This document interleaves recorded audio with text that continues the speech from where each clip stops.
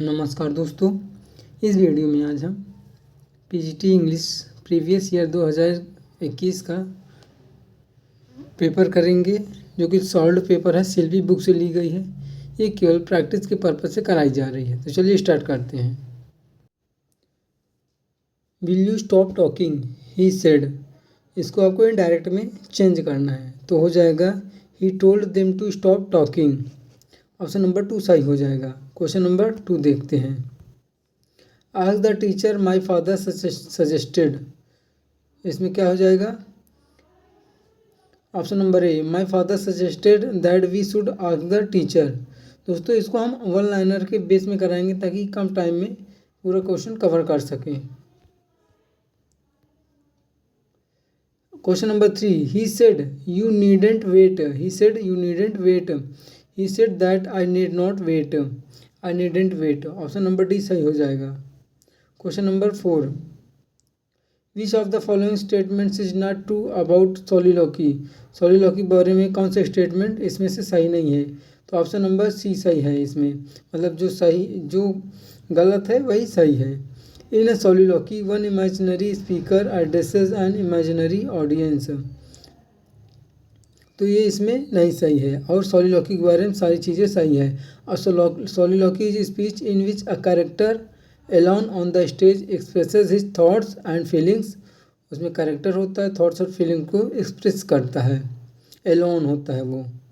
It enables a dramatist to convey directly to an audience important information about particular audience। Soliloquy was extensively used by the playwrights of the Elizabethan and Jacobean periods। ये Elizabethan and Jacobian periods के प्लेराइट्स के द्वारा use किया गया था। Question number 5 देख लेते हैं।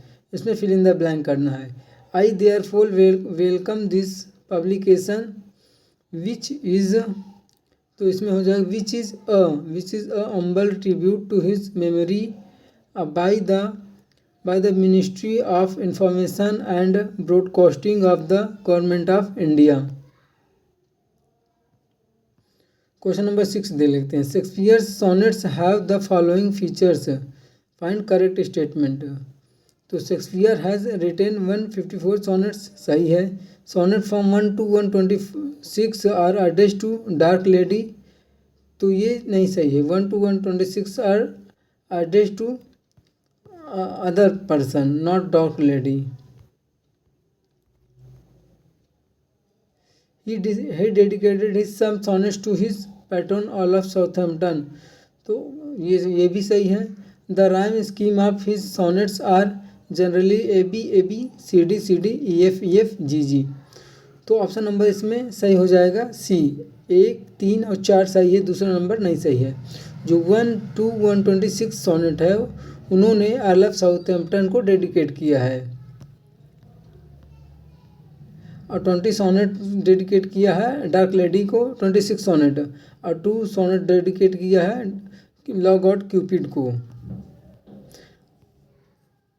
विच poem of John Keats given below is based on Burton's the anatomy of melancholy, तो कौन सा है? लामिया। लामिया जो है द एनाटॉमी ऑफ मेलांकली पे बेस्ड है। Lamia poem of John Keats is based on Burton's the anatomy of melancholy. Lamia narrative poem है एक, ये राइम्ड कपलेट में लिखी गई है जॉन कीट्स के द्वारा। Written in 1819 and first published in 1820। Lamia जो है 1820 में पब्लिश्ड हुई है।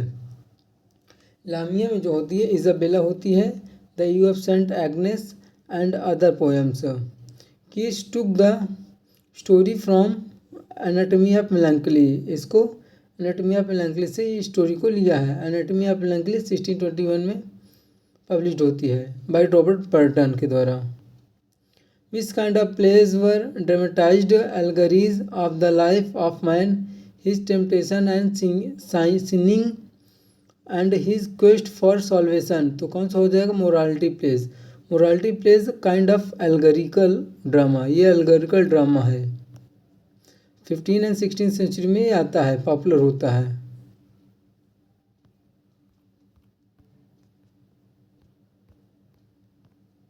क्वेश्चन नंबर देख लेते हैं 9। Charles Dickens Little Dorrit is an attack upon.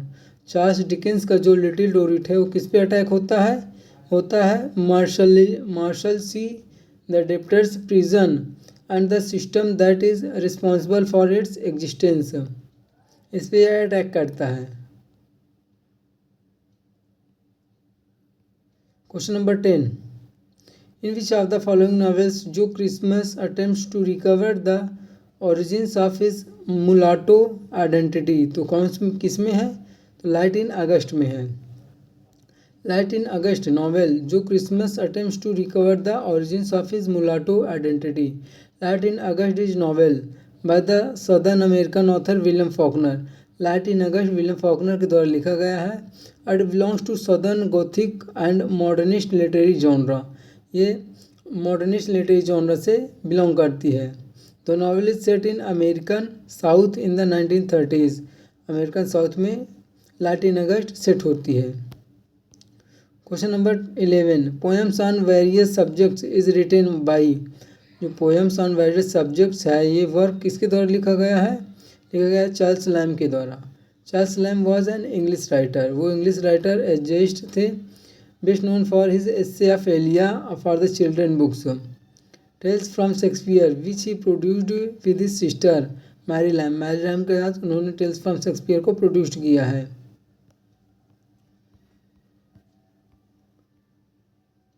Question number 12, who has said that poetry should please by fine excess। तो जॉन कीट्स ने कहा है John Keats said poetry should please by fine excess. Choose the option of having correct form of tense. कौन सा correct form में है? He came back last night. Option number 2 सही है इसमें। Question number 14, sensationalism and extravagant emotional appeal are the characteristics of which of the following dramatic form. तो किसमें के ड्रामेटिक फॉर्म मेलोड्रामा के हैं?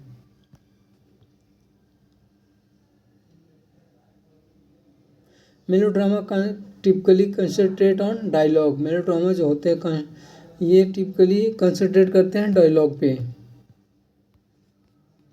Question number 15, the term utopia designates the class of fictional writings that. तो क्या हो जाएगा? Represent an ideal but non existent political and social way of life. Option number C सही हो जाएगा। Question number 16, which is not a true statement of Shelley's work. Shelley के work के बारे में है, कौन सा स्टेटमेंट नहीं सही है? तो ordinance is well known elegy on the death of William Godwin. ये नहीं सही है, मतलब जो गलत है वही सही है। ऑप्शन नंबर बी सही है, क्योंकि ऑर्डिनेंस जो था वेल नोन एलिजी थी, लेकिन ये डेथ किसके डेथ पे थी? ये किड्स के डेथ पे थी। Shelley's Ode to the West Wind has been written in terza rima. ये भी सही है। Hellas is lyric drama inspired by the possibilities of Greek revolt. ये भी सही है। Shelley's the Triumph of Life is a dream poem an unfinished work. जो Triumph of Life है सेली का, ये अनफिनिश्ड वर्क है। सेली का जो एडोनिस है ये 1821 में लिखा भी गया है, 1821 में पब्लिश भी हुआ है। ये एक पेस्ट्रोल एलजी है एडोनिस। इसमें 55 स्पेंसेरियन स्टेंजा है, 9 लाइन्स की है। It has 495 lines. Total Adonais में 495 लाइन है। Whitman's poem Children of Adam has the theme. जो विटमैन्स का पोएम चिल्ड्रन ऑफ एडम है उसका थीम क्या है? उसमें love as an animal passion. उसका theme love as an animal passion है। Question number 18, Gabriel Oak is character in. Gabriel Oak जो है कैरेक्टर किस में है? Far from the madding crowd में गैब्रियल ओक कैरेक्टर है। Far from the madding crowd 1874 में पब्लिश्ड हुआ है। Madding crowd is Thomas Hardy's 4th novel. जो far from the madding crowd है ये हार्डी का 4th नॉवेल है। And his first major literary success. उसका फर्स्ट मेजर लिटरेरी सक्सेस भी है। It originally appeared anonymously appeared होता है as a month serial in Cornhill magazine. Cornhill magazine में ये आता है। 19. Which of the following is not written by Robert Frost, इनमें से कौन सा रॉबर्ट फॉस्ट के द्वारा नहीं लिखा गया है? A movable feast, option number 1 सही है। मूवेबल फीस्ट जो है रॉबर्ट फॉस्ट के द्वारा नहीं लिखा गया, ये अर्नेस्ट हेमिंग्वे का एक वर्क है। A movable feast. Home burial by Robert Frost, stopping by woods on snowy evening by Robert Frost, a boy's will by Robert Frost. Hemingway's first marriage to Hadley Richardson, Hemingway का जो first marriage था Hadley Richardson के साथ था। Hemingway ने total 4 शादियाँ की थी, मतलब 4 मैरिज की थी हेमिंग्वे ने।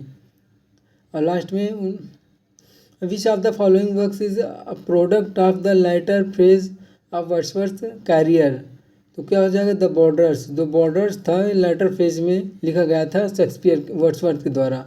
The border works is a product of the later phase of Wordsworth career. The borders between 1795 to 1797 के बीच में लिखा गया है। एक वर्ष ट्रेजिडी है set during the rain of king Henry third, ये जो बॉर्डर्स था ये किंग हेनरी थर्ड के रेन में ये सेट किया गया था। Question number 21. The barley landlord in the barbers trade union in named, तो क्या हो जाएगा? विजय चंद। जो बर्ली लैंडलॉर्ड था उसका नाम क्या था? विजय चंद था। किसमें था विजय चंद? द बार्बर्स ट्रेड यूनियन में। जो बार्बर्स ट्रेड यूनियन है मुल्कराज आनंद के द्वारा एक वर्क है, ये पब्लिश हुआ है 1944 में, barbers trade union. Question number 22. In which of the following poetic dramas the पेटी delusions and ambitions of humankind are watched over by Corey forces who from their extended perspectives and undercut any assumption of heroic action, तो किस में है? The डायनेस्ट में है ये चीज़। The Dynasts is an English language closed drama, ये Dynasts एक क्लोजेड ड्रामा है, वर्ष में प्रोज बाय थॉमस हार्डी के द्वारा। Find out odd pair works of John Keats and their publication year. Endymion 1818, The Pot of Basil 1820, The You of St. Agnes 1820, Queen Mab 1813। ये queen map जो है kits के द्वारा नहीं लिखा गया है, ये सेली के द्वारा एक वर्क है। क्वीन मैप जो 1813 में पब्लिश होता है।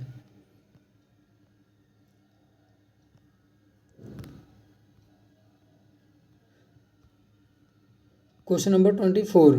पे दैट बिल एट वंस, इसको पैसिव में चेंज करना है, तो हो जाएगा let that bill be paid at once.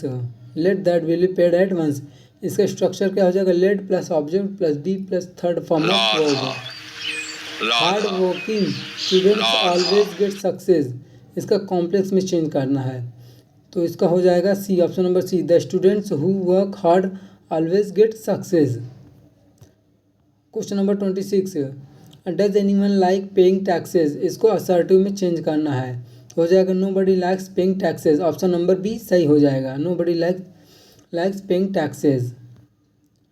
Question number 27. No sooner did the sun rise than the dew disappeared, इसको अफर्मेटिव में चेंज करना है, तो ऑप्शन नंबर हो जाएगा इसका बी हो जाएगा।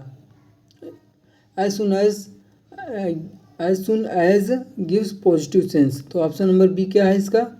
As soon as the sun rose, the dew disappeared. As soon as जो होता है पॉजिटिव सेंस देता है ये। She is not taller than I am without a negative, इसको विदाउट नेगेटिव में चेंज करना है, तो I am taller than her, sense same हो जाएगा दोनों का। Question number 29. The meaning of the idiom to cool one's heels, to cool one's heels का मतलब हो जाएगा to be kept waiting for some time.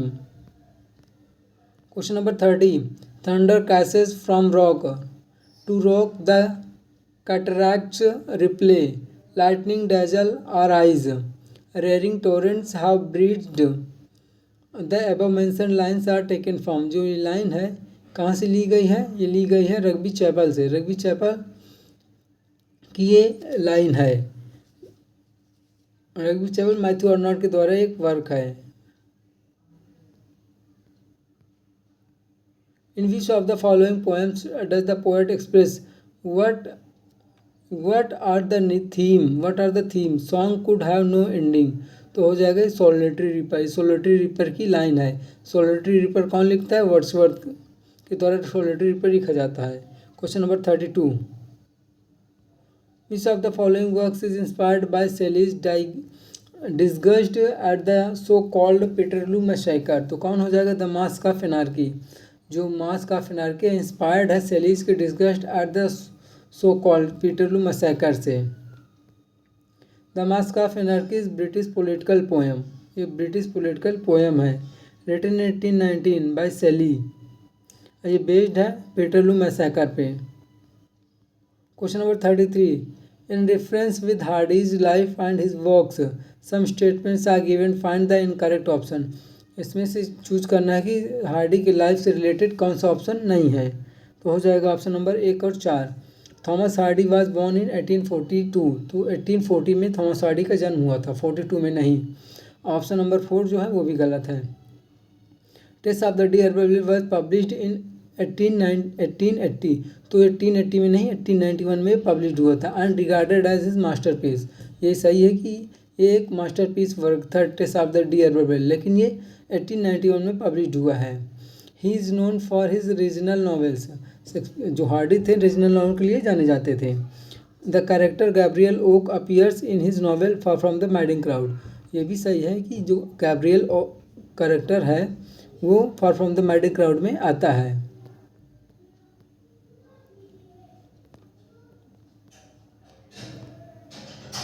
Question number 34, she is more sinned against than sinning is remark made in favour of one of the famous heroines of Thomas Hardy. Which of the following novels she belong to? Tess of the D'Urbervilles. Option number 1 सही है। वो test के लिए ये बात कही गई है। Tess of the D herbal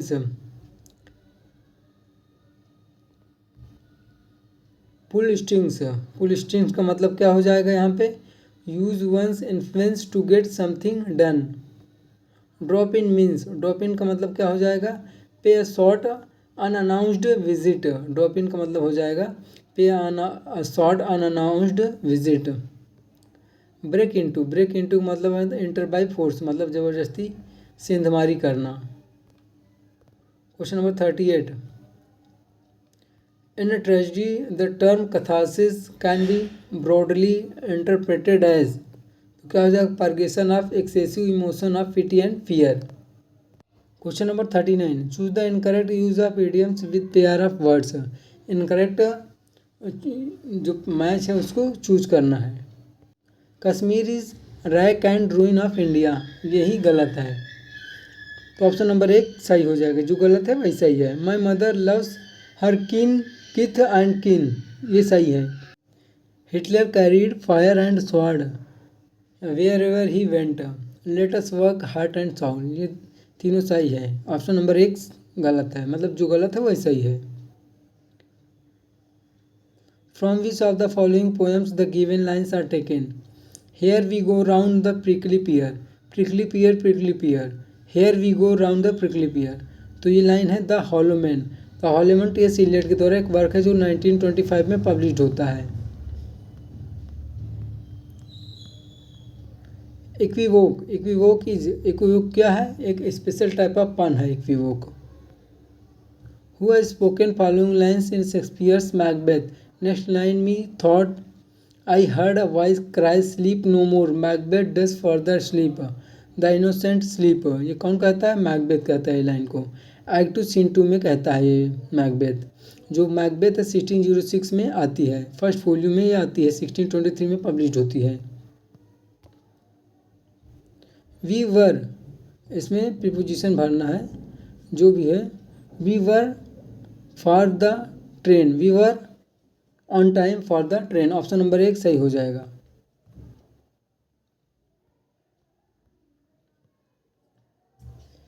it is not wise to have a meal and bath immediately, तो afterwards option number B सही हो जाएगा।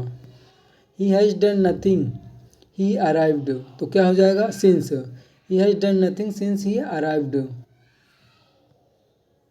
क्वेश्चन नंबर 46 है, he was ill for a week and during that week he ate nothing.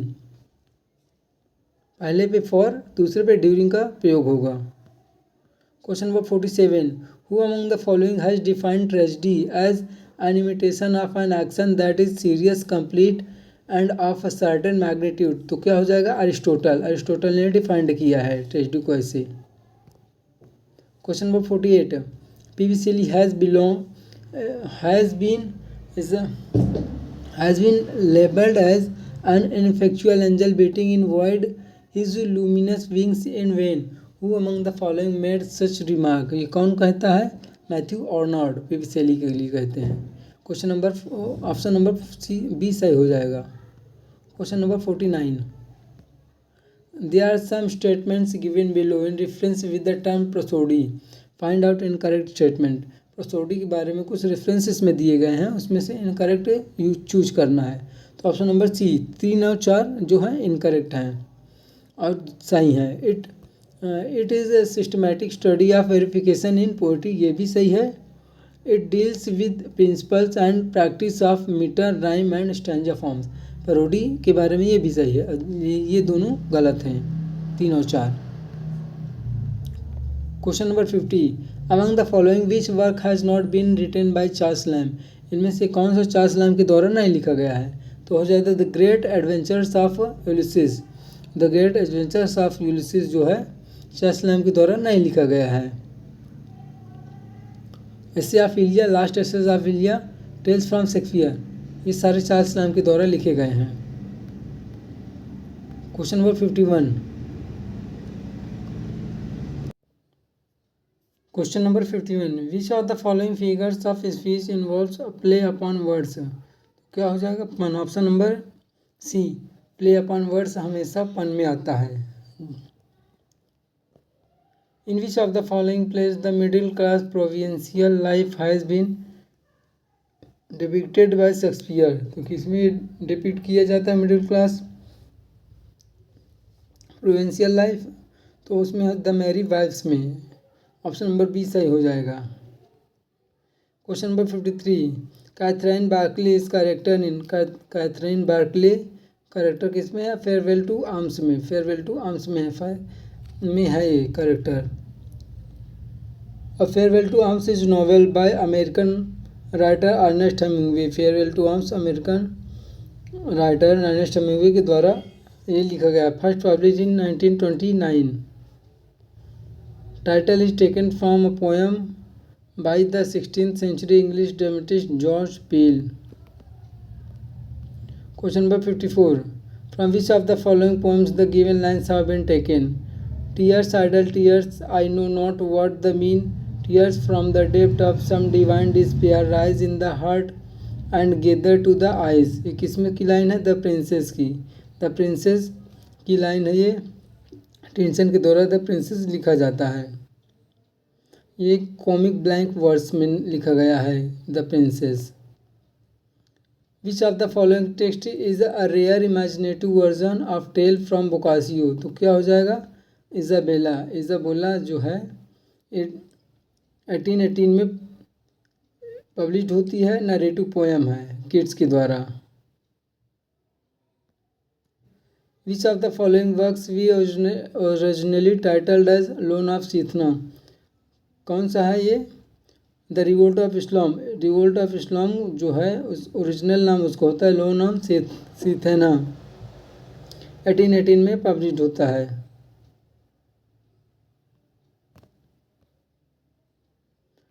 Question number 57, young Nick Adam is character of Hemingway's novel. Young Nick Adam जो है किसमें है?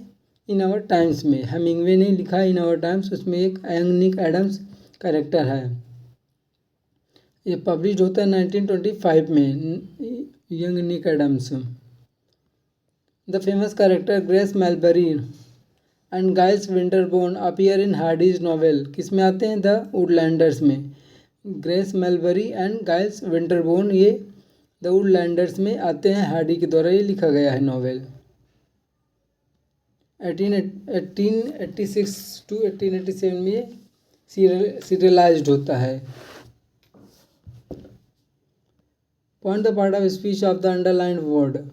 ही always respects his elders. तो क्या हो जाएगा? Always यहाँ पे adverb. He is like my father, तो इसमें हो जाएगा प्रीपोजिशन, लाइक इसमें प्रीपोजिशन है। Question number, each of the questions carries 1 mark, तो इसमें क्या हो जाएगा, ईच इसमें हो जाएगा pronoun. Which of the following dramas does not belong to the last phase of Shakespeare's literary career, तो कौन सा हो जाएगा, आज यू लाइक इट जो है लास्ट फेज से नहीं बिलोंग करता है। Cymbeline, the Tempest, winter's tale, ये सारे लास्ट फेज से बिलोंग करते हैं। In which novel of Dickens do the characters Gradgrind, Bounderby and Sissy Jupe appear, किसमें ये आते हैं करेक्टर, हार्ड टाइम्स में। हार्ड टाइम्स हार्ड डिकेंस के द्वारा लिखा जाता है। हार्ड टाइम्स जो है डिकेंस का शॉर्टेस्ट नॉवेल है, 1854 में पब्लिश होता है hard times. 1 of 4 children born at the same time to the same mother is called, सो क्या कहते हैं, quadruplet, quadruplet. Question number 65, Arabella Donn is character in, Arabella Donn character किसमें है, जूड द ऑब्सक्योर में। जूड द ऑब्सक्योर में Arabella Donn character है, novel by Thomas Hardy. Jude the Obscure novel Thomas Hardy के द्वारा एक नॉवेल है। Which of the following works is not written by Robert Frost, Robert Frost के द्वारा कौन सा नहीं लिखा गया, ग्रीन हिल्स ऑफ अफ्रीका, ये रॉबर्ट फ्रॉस्ट के द्वारा नहीं लिखा गया, ये अर्नेस्ट हेमिंग्वे के द्वारा लिखा गया है, green hills of Africa. Two tramps in mud time, death of the hired man, the hill wife, ये रॉबर्ट फ्रॉस्ट के द्वारा तीनों लिखे गए हैं। For which work did M Forster remark while criticising Mulk Raj Anand, avoiding the rhetoric and circumlocution, it has gone straight to the heart of its subject and purified it, तो किसके लिए है, वो अनटचेबल के लिए। ऑप्शन नंबर डी सही हो जाएगा। Question number 68, Thomas Sutpen the progenitor Sutpen's 100 appears in, किस में आता है, अब्सलम, अब्सलम में आता है ये। अब्सलम, अब्सलम जो है नॉवेल है, ये किसके द्वारा, विलियम फॉकनर के द्वारा पब्लिश होती है 1936 में। Short story about 3 families of the American south, ये शॉर्ट स्टोरी है 3 फैमिलीज के अमेरिकन साउथ में जो रहते हैं, with focus on the life of Thomas Sutpen, ये थॉमस शुटपेन के लाइफ पे फोकस करती है ये story. 69, among these following pairs out in correct pair of Shakespeare comedy and their characters, incorrect pair को चूज करना है, तो ऑप्शन नंबर बी सही हो जाएगा। A midsummer night's dream, Benedick and Beatrice, a midsummer night's dream, Benedick Beatrice character होते हैं, लेकिन ये एक कॉमेडी नहीं है। Benedick and Beatrice character in much ado about nothing, much ado about nothing में ये करेक्टर आते हैं। Love's labour lost, Biron and Rosaline सही है। The merchant of Venice, Bassanio, Portia सही है। As you like it, Orlando and Rosalind. Question number 70, the lights begin to twinkle from the rocks, the long day wanes, the slow moon climbs the deep, moon surround with many voices, mentioned lines appear in, ये line किस में आती है,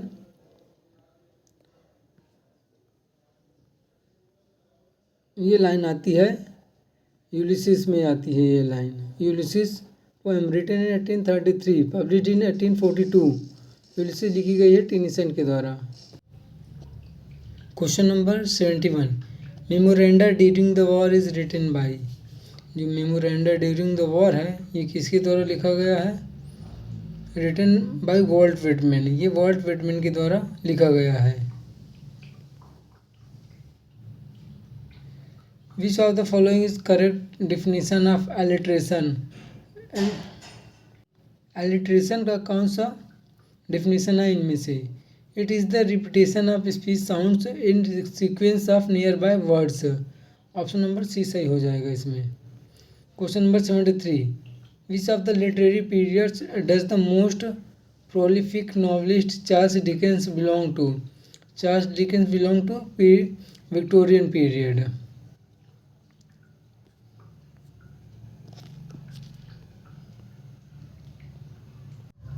Theresis was written to commemorate किसको commemorate किया गया है थेरसिस? Arthur ह्यू क्लो को। आर्थर ह्यू क्लो के डेथ पे लिखा गया है थेरसिस मैथ्यू आर्नल्ड के द्वारा। In which of the following poems do we get references of dryad, Flora and Ruth? तो ये कहते हैं ओटू नाइटिंगल में इनका रेफरेंसेस पाते हैं, ड्रायड, फ्लोरा एंड रूथ का। The lovest but never knew love is sad satiety, the above lines is taken from. ये लाइन कहाँ से ली गई है? To a skylark. To a skylark से ये लाइन ली गई है। टू अ स्काइलर किसके द्वारा है? पेबी शेली के द्वारा। It was inspired by an evening walk in the count near Livorno, Italy with his wife Mary शेली।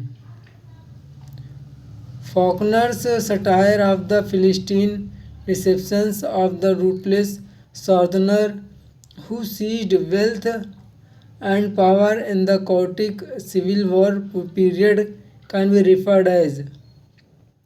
तो ये क्या हो जाएगा? युकना पतावफा। ऑप्शन नंबर ए सही हो जाएगा। ऑप्शन नंबर सी सही है, सदर्न है इसमें।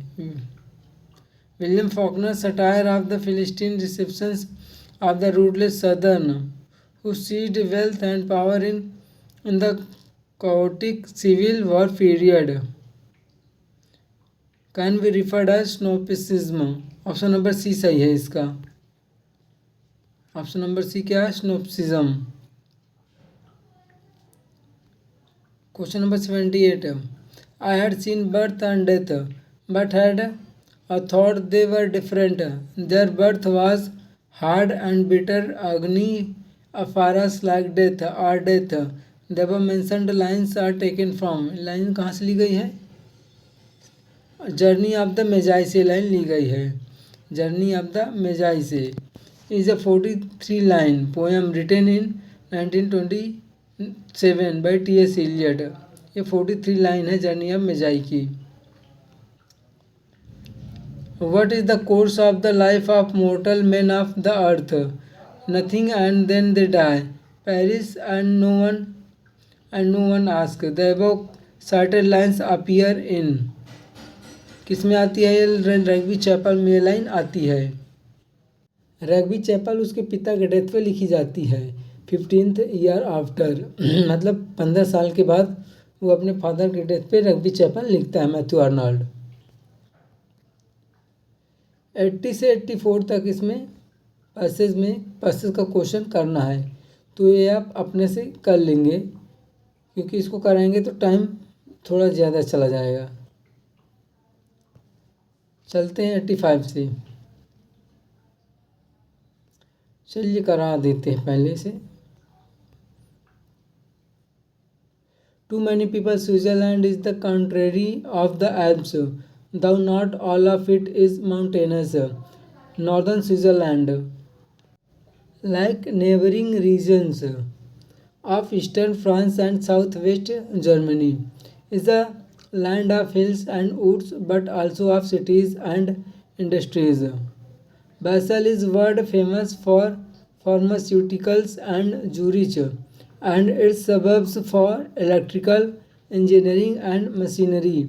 It is non-alpine Switzerland that produces the cheese, the chocolate, the clocks and the watches for which the country is renowned। The Alps occupy the southern half of the country। They form two main east-west chains divided by the straight line of the upper valleys of the Rhone and Rhine। The northern chain, wholly in Switzerland, contains Eger and Jungfrauen peaks। The Alps also influence Swiss lives through their impact on its climate। They divide the Mediterranean world from the Central European।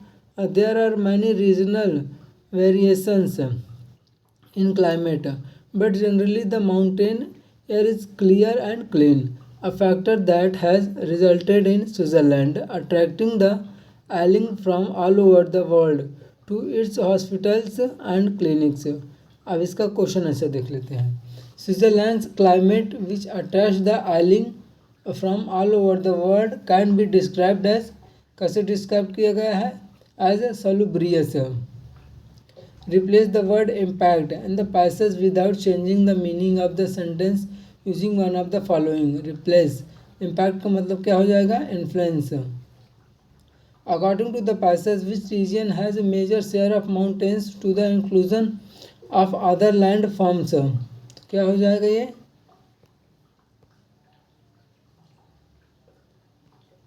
Option number D सही हो जाएगा, northern Switzerland. In the first sentence the word it in the phrase not all of its is mountainous refers to, किसको refer करता है, Switzerland को। Cheese, chocolates, cake etc are produced, कहाँ produced होता है, in the non mountainous regions of Switzerland.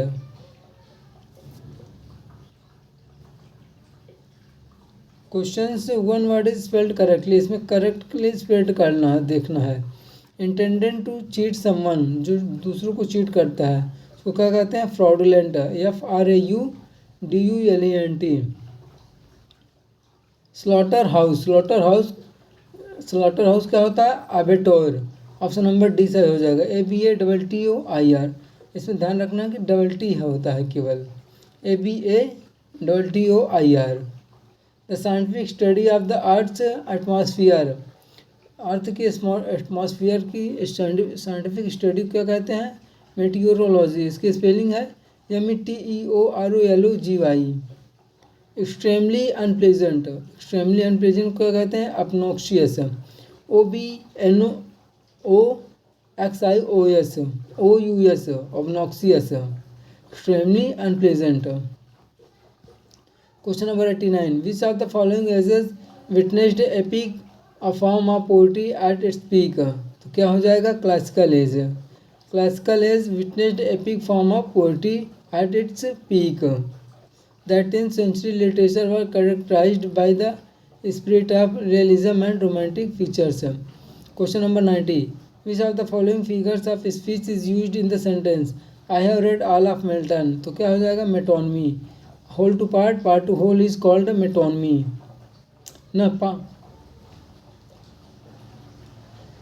I have read all of Milton मतलब यहाँ पे change of word है, not whole to part. Whole to part, part to whole is that is another thing. इसमें होता है change of word. यहाँ Milton का मतलब होता है, हो जाएगा मिल्टन के वर्क से, मतलब सारे वर्क मिल्टन के। I have read all of Milton मतलब मैंने सारे वर्क मिल्टन के पढ़े हैं। चेंज ऑफ वर्ड है यहाँ पे, मेटोनमी। सेनेक्डाकी में होता है whole to part, part to whole. Question number 91. Change the sentence from direct narration to indirect. Ram told Shyam, please take your seat. I am very glad to see you. Where had you been so long? तो क्या हो जाएगा इसका answer, option number A. Ram requested Shyam to take his seat. He told him that he was glad to see him and asked him where he had been so long. Question number 92. Who regarded Shakespeare's greater a plays as book to be read rather than as plays to be acted? तो कौन है वो, Charles Lamb है। King Lear के लिए इन्होंने बोला था ये चीज़, Charles Lamb. Which of the following works by William Shakespeare is pastoral romance? Pastoral romance क्या है, as you like it. The play is set in Duchy in France, but most of the action takes place in location called the Forest of Arden. Humbug Casbah in Little Dorrit is, जो Humbug Casbah है क्या है, funny character है little डोरिट में। In the sun also rises, having filtered through several sexual liaison, Lady Bret Ashley finally choose Romeo, a young Spanish matador. Which of the following poets has written the lines as given below? Blow bugle blow, set the wild echoes flying. ये line किस में आती है, ये line आती है Alfred Lord Tennyson के poem में। किस में, ऑप्शन नंबर सी इसका सही हो जाएगा, अल्फ्रेड लॉर्ड टेनिसन ये लाइन बोलते हैं। Has the lines given below, line दिया गया है अल्फ्रेड टिनसन के द्वारा।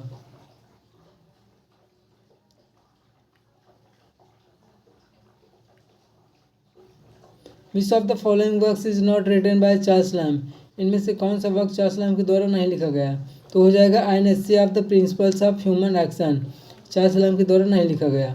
The old familiar faces by Charles Lamb, John Woodvil by Charles Lamb, specimens of English dramatic poets who lived about the time of Shakespeare by Charles Lamb. Portrait of lady is dramatic monologue written by, portrait of lady किसके द्वारा लिखी गई है? T.S.. Eliot के द्वारा। एक dramatic monologue है, 1911 में लिखी जाती है टी.एस. इलियट के द्वारा। Among the given below pairs in respect of Faulkner's novel which is not correct pair, Faulkner के नॉवेल के बारे में इसमें से कौन सा करेक्ट पेयर नहीं है? Mosquitoes, a satiric novel on New Orleans, the sound and the fury, the story of decline of the Compson family, the Hamlet, the story of King Hamlet and his son. ये the Hamlet जो है ये correct नहीं है। A fable and allegory about man's search of peace, ये the story of King Hamlet and his son है, ये Hamlet की है केवल, ये शेक्सपियर के द्वारा जो प्ले लिखा गया है, द हैमलेट की नहीं है। ये एक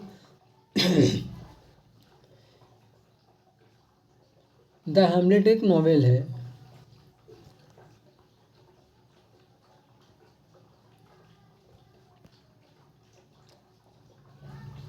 No Nightingale did ever chant more welcome notes to weary bands of travelers in some saddy haunt among Arabian sands. Which of the following poems by William Wordsworth contain the above mentioned lines?